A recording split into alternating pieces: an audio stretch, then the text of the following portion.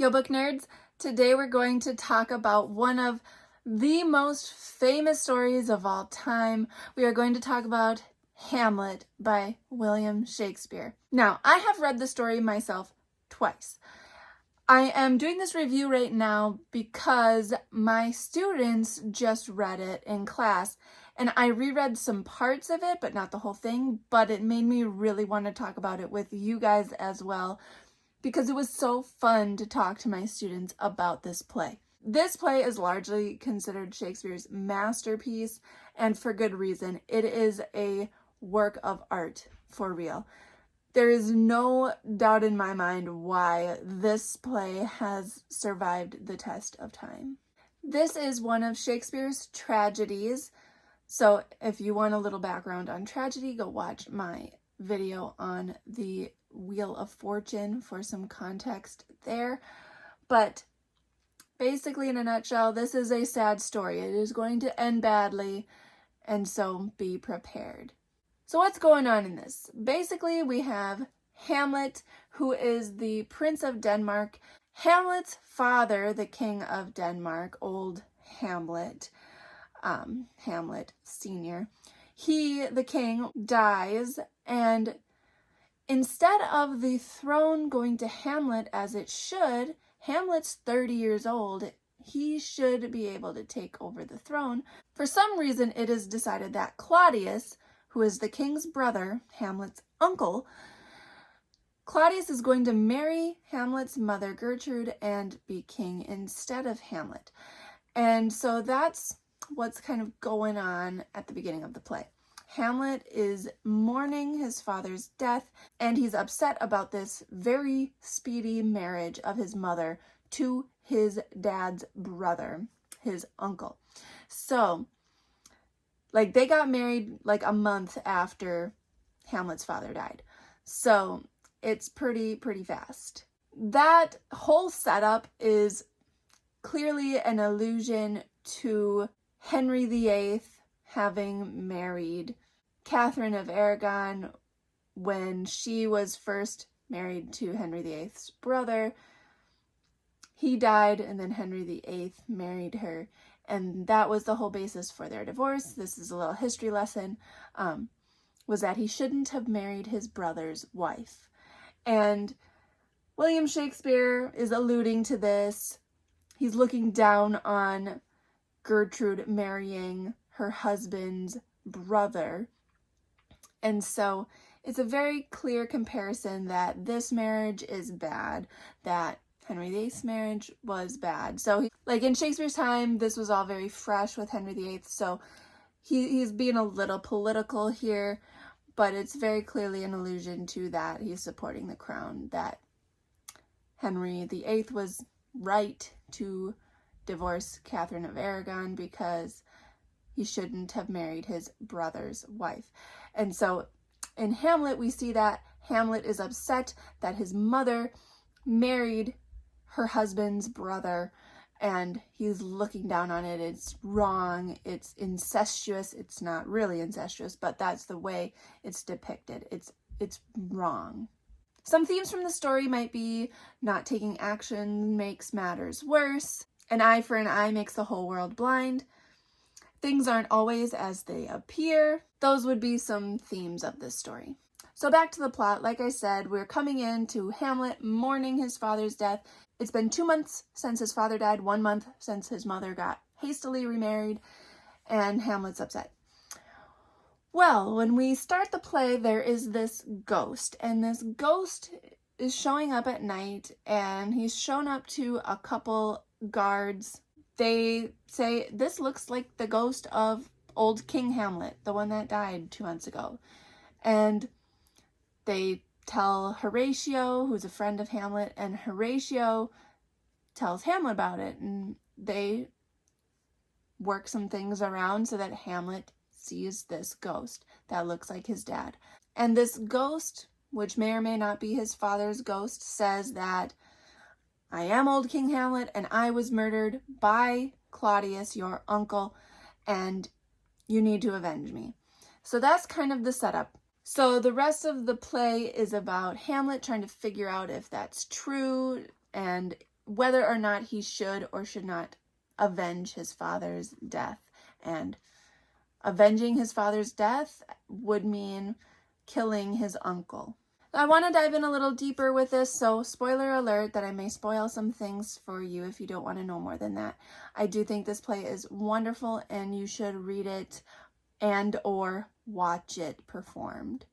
Now, let's look at this through a religious lens. Religion is such a heavy element in this story. At the beginning, Hamlet is very depressed, and he even talks about suicide.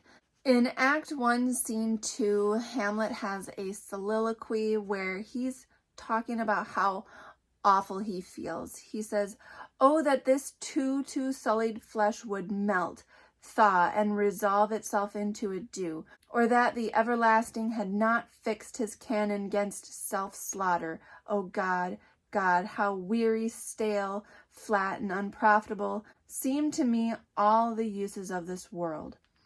That's just part of the soliloquy, but basically he's saying how depressed he is, and he wishes that God has not deemed that self-slaughter, that suicide, is a sin. He wants to kill himself. That's what he's talking about there. And so in the Christian faith, Hamlet was a Christian. In the Christian faith, suicide is a no-no. You would go to hell. That's what he thought. That's what Hamlet thought. So he's not going to participate in any self-slaughter because that would be against God's rules. So we know Hamlet is religious. Then once the ghost comes in, that adds another layer to this religious lens. First of all, there's an argument. Is this really Hamlet, old King Hamlet? Is this ghost really the dead king? Or is it the devil in disguise? Is it the devil trying to trick you into sinning? That's a very, very good question. So if it's the devil, obviously he's going to try and get you to do something bad. Committing a murder would be bad. But if it is old King Hamlet, why would he want his son to commit murder? There are a lot of Catholic elements to the story as well. There is this idea of purgatory, which is like an in-between space between heaven and hell. And that's where the ghost says he is pretty much. He's in purgatory. He is in this state of cleansing. He's not in heaven. He's not in hell. So if it really is old King Hamlet, then maybe it makes sense he's asking Hamlet to commit murder. He's in purgatory. He's not in heaven. We know he's got flaws. So maybe it does make a little bit of sense. But then you have this other religious element. You have the 10 Commandments kind of coming into play. If it really is Hamlet's father, if this ghost really is Hamlet's father, you have the commandment, honor thy father, going against the commandment, thou shalt not kill. So Hamlet's father is telling him to kill someone. What's he going to do? He can't honor his father and kill someone. They're at odds. So Hamlet's going to have to make a choice. And one of them will go against his religion. Hamlet is trying to figure out if Claudius really did kill his father, and he's kind of like trying to spy on him. He's acting kind of crazy to see if he can get information. And at one scene, Claudius is alone and trying to pray. And Hamlet sees him and he thinks, now's a good time for me to kill Claudius and get revenge for my father's death. But Hamlet does not go through with it. And his reasoning is that if he kills Claudius while he's praying, Claudius will be in a state of salvation. He'll be holy because he's praying, so he'll go to heaven. And Hamlet doesn't want Claudius to go to heaven. If he murdered his father, Hamlet wants Claudius to go to hell. So he does not kill Claudius while he's praying. This becomes interesting even further later on in the play when Laertes, another character, for reasons that I will get into in a little bit, Laertes says he would commit murder in the church. So that's just another interesting element. So looking at this play through a religious lens is just very interesting. Looking at this play through another lens, through a psychological lens, is also interesting. We could say that Hamlet maybe has some clinical depression. He's very depressed about his father's death, yes. Hamlet is also commonly referred to as the melancholy prince. He's very sad all the time. He doesn't take action. He seems very depressed. And why was he passed over for the crown? Maybe this is kind of a pattern. Maybe he's not great at taking action. Maybe he's been depressed before even King Hamlet's death. We don't know for sure, but it definitely could be a pattern. He talks a lot, but he never follows through. He never does anything. He just likes to talk. Again, we have talk of suicide, so we know Hamlet's depressed. There's also this argument of, does Hamlet have multiple personalities? Hamlet, after he talks to the ghost, he decides he's going to act a little crazy because he thinks that will somehow help him figure out if Claudius killed his dad or not. Now, this is really interesting because you can make the argument that Hamlet knows what he's doing and he's just acting crazy, or you can make the argument that he really is crazy. Maybe the ghost is the devil and the devil made him mad. Mad in the sense meaning crazy. Maybe he really is crazy and he doesn't know what he's doing. So maybe he has these multiple personalities. Maybe it starts off as Hamlet faking being mad, and then over time he really does become mad. That's up to interpretation. There's another character named Ophelia. Ophelia is Hamlet's love interest. Hamlet loves her. He says he wants to marry her. Again, he says a lot of things, but he doesn't actually marry her. So does he really love her? We don't know. But Ophelia, she is another interesting case because she, later on in the play, appears to actually go mad. So does Hamlet really go mad? Does Ophelia really go mad? Do they both? Is it just Ophelia? Is it just Hamlet? There's some elements there to discuss too. And when Ophelia goes mad, again, spoiler alert, she possibly commits suicide. So she does take action where Hamlet does not. Hamlet talks about suicide, but he doesn't do it. And Ophelia does possibly commit suicide. She drowns in a brook. A brook is like a really small body of water, it's like a tiny little stream. So how do you drown in a brook? Not saying it's impossible, but it's looking like she did it on purpose. And again, that's a big no-no. And it's talked about in this book too, kind of going back to that religious lens. Ophelia is being buried in a churchyard, and the priest is like, we shouldn't bury her in the churchyard because she committed suicide, so she shouldn't be buried by all these holy people in the churchyard. So there's kind of a blending of that psychological lens and that religious lens for sure.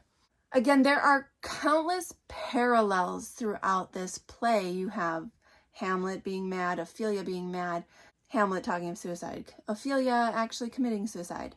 There's this parallel between three male characters as well. You have Hamlet, whose father was potentially killed. You have Fortinbras. Fortinbras is a prince whose father was killed by old King Hamlet. So he didn't like old King Hamlet. Fortinbras wants some revenge for his father being dead. Then you have Laertes. Now, when Hamlet kind of goes mad, in one of the scenes, he kills a man named Polonius. Polonius is Ophelia's father, and Polonius also has a son named Laertes. So Laertes also loses his father and wants vengeance for it against Hamlet. So you have this parallel between these three men who have all lost their fathers and all want revenge. Editing Jordan here. I forgot to tie what I was saying about Laertes back to what I said earlier about him. So Laertes wants revenge for his father's death. And at one point, he even says he would kill Hamlet in the church. Like, even if Hamlet was in the church, it wouldn't stop him from killing him. A church is supposed to be a sanctuary. It's supposed to be holy. Like, killing someone there would be a really bad idea, but that is not going to stop Laertes. Nothing will stop him from getting revenge. Meanwhile, you have Hamlet, who will not kill Claudius when he is praying. And maybe that is a difference in religion. Maybe Hamlet is more religious than Laertes, or maybe Hamlet just cannot take action, whereas Laertes is willing to take action no matter the cost. Again, it's up to interpretation, but it's interesting questions to ask. You have this parallel. These two men both have lost their fathers. One is willing to commit murder in the church, and the other is not willing to commit murder when the person is praying. It's just very interesting. So I wanted to make sure I added that little tidbit in there. There are also parallels within the play itself. This is a play. There is also a play within the play. Shakespeare liked to do that. And this play is about murder. The play within the play is about murder for good reason. And it's very, very interesting. This play has so many layers to it. I could talk about it for a long time. I just want to mention a few more things about it that just make it such a work of art and make it something to think about. So, like I said, we have all these layers. Hamlet wants to figure out if Claudius really did kill his father. And so he's acting crazy and he's trying to figure things out. During one of these scenes, he accidentally, kind of on purpose, kills Polonius, but he kills him on purpose, but he doesn't realize it was Polonius. So Hamlet's got innocent blood on his hands. And then Hamlet has some more innocent blood on his hands because Ophelia goes crazy once her father dies. So if Ophelia did commit suicide, her blood's kind of on Hamlet's hands as well. Not directly, but she would have never done that. She would have never gone mad if her father hadn't died. Then you have Rosencrantz and Guildenstern. These are two characters that are Hamlet's friends. I'm not going to get super in-depth with this, but these are two of Hamlet's friends, and because of some circumstances, they are trying to take Hamlet to England. They're in Denmark. They are trying to take Hamlet to England on Claudius's orders. And Rosencrantz and Guildenstern don't know that when they get to England, England will kill Hamlet. Like, Claudius is kind of afraid of Hamlet, and he wants him gone. He wants him dead, especially after he kills Polonius. Like, he just wants Hamlet gone. So Hamlet discovers this plot that Rosencrantz and Guildenstern are taking him to England to die, even though Rosencrantz and Guildenstern don't know about the death part. He kind of gets away from them, and because of circumstances, then Rosencrantz and Guildenstern still go to England, and once they get there, they are killed instead of Hamlet. So Hamlet knows that once they go there, they're gonna die, and he doesn't do anything. He causes their death. He sends them on to their death. So Hamlet has a lot of innocent blood on his hands. He's got 4 people right there that he has pretty much caused their death, directly or indirectly.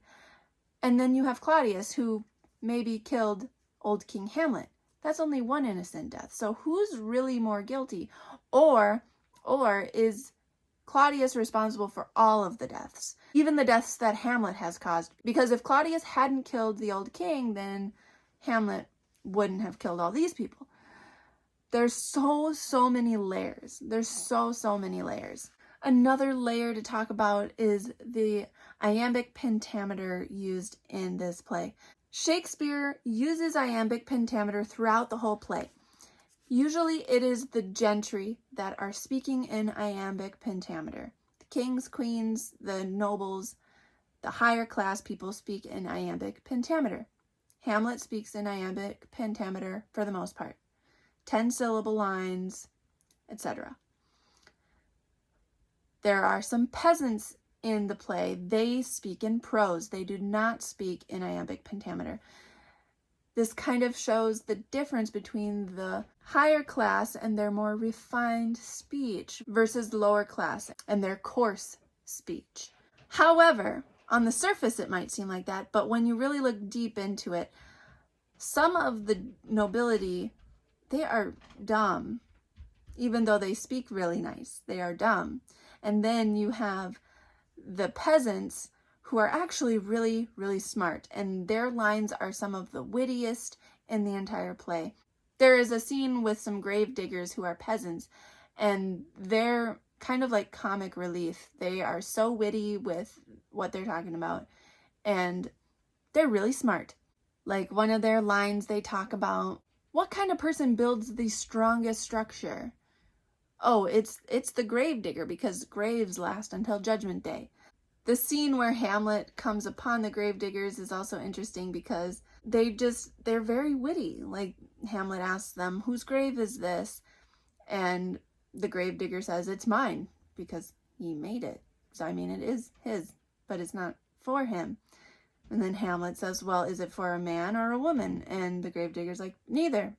It was for someone who was a woman, but now they're dead. So they're not a man or a woman. They're just dead.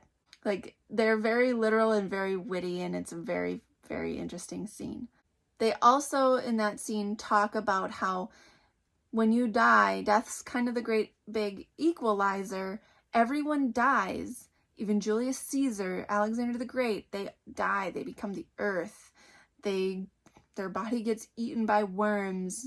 Worms can get eaten by a fish, and then people eat the fish, or they become dirt, and you use that dirt to fill a hole in your wall. You could fill a hole in your wall with Alexander the Great.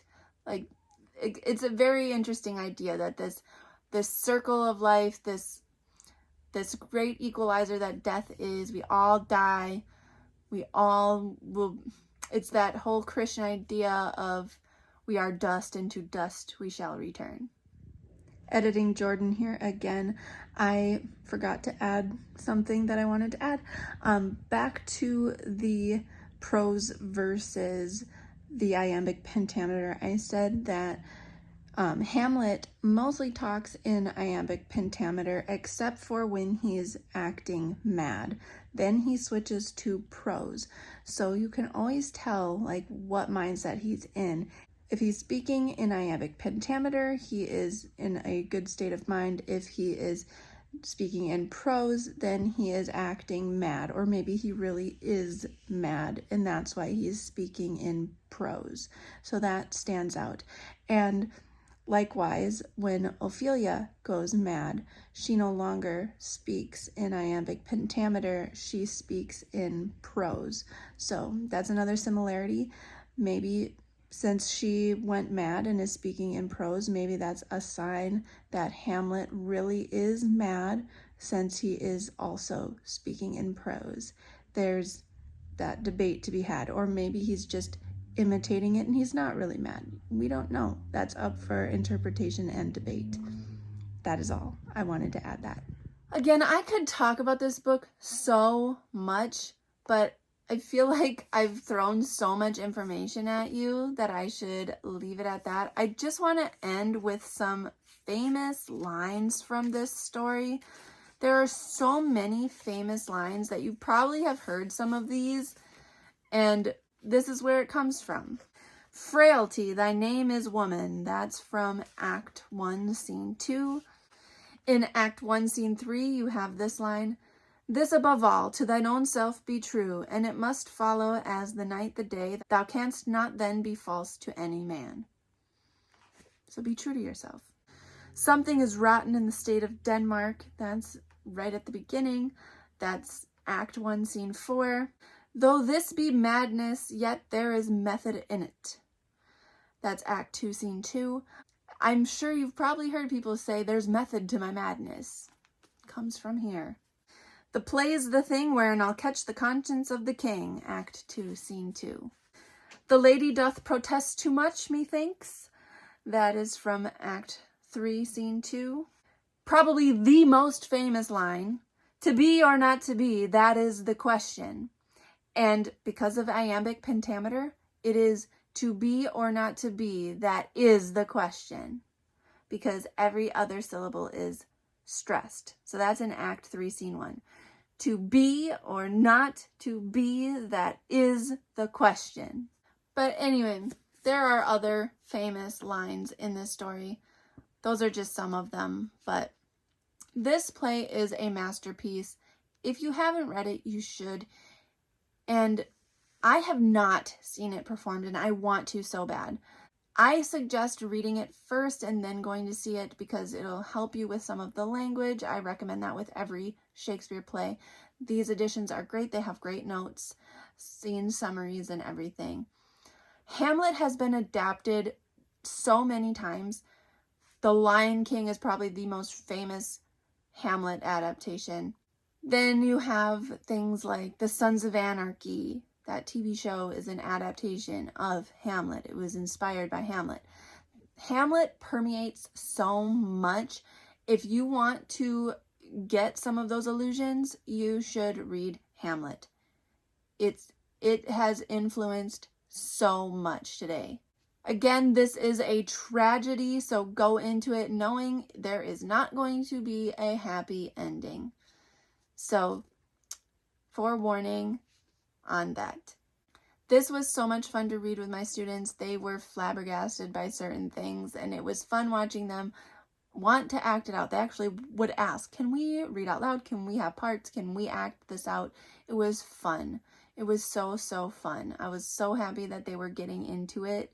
And I just had to bring this conversation to you guys to share because it was so great. In class, we came up with the word dunkel for Claudius. The kids thought that was hilarious. They kept referring to Claudius as Dunkel because he was Hamlet's dad uncle. He was the Dunkel. So that was comical and funny and fun. And I just had a good time and I needed to share it with you. This is a wonderful story. Read it, experience it. I highly, highly recommend.